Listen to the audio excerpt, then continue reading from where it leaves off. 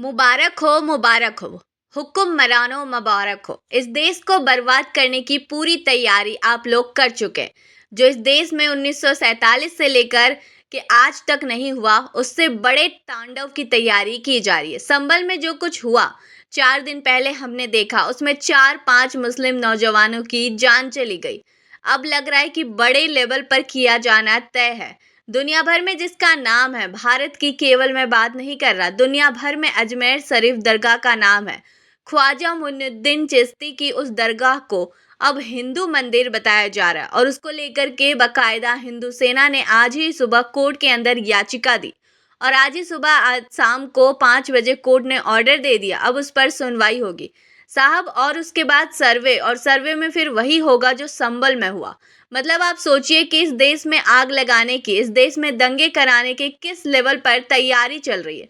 मैं सवाल सीधा सा पूछती हूँ कि अजमेर शरीफ की जो दरगाह है उस पर तो प्रधानमंत्री भी चादर भेजते हैं ना, नरेंद्र मोदी भी उस तथा कथित मंदिर पर चादर चढ़ा रहे हैं। अजमेर शरीफ दरगाह को संकट मोचन महादेव का मंदिर बताया गया। और बड़ी बात मैं आपको बता दूं कि एक विष्णु गुप्ता, जो कि हिंदू सेना का अध्यक्ष है, यह विष्णु गुप्ता कोई और नहीं है बल्कि विष्णु गुप्ता कुछ समय पहले दिल्ली के अंदर अकबर रोड पर शाही पोत रहा था और शाही पोत करके अकबर रोड का नाम मिटा रहा था।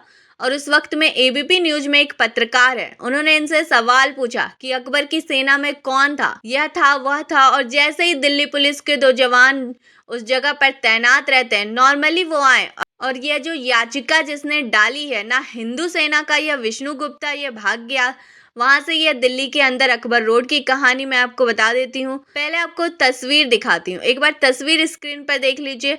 अब बताइए, जिन लोगों को 2-2 पुलिस वालों से डर लगता था, जो एक सिपाही को देख करके दुम दबाकर भाग जाते थे, आज उनकी हिम्मत इतनी हो गई कि विष्णु गुप्ता कह रहा है कि हमने 2 साल से रिसर्च की है, 2 साल से हमने रिसर्च की और हमने ये पाया है कि यहाँ पर संकट मोचन महादेव जी का मंदिर था और इसलिए अब इसका सर्वे होना चाहिए। मतलब कल को आप अजमेर शरीफ की दरगाह को तोड़ देंगे और वहां पर दरगाह को तोड़कर कहेंगे कि यहाँ पर भी एक मंदिर बनाया जाए। और यह सब कुछ आपको पता है कि क्यों हो रहा है।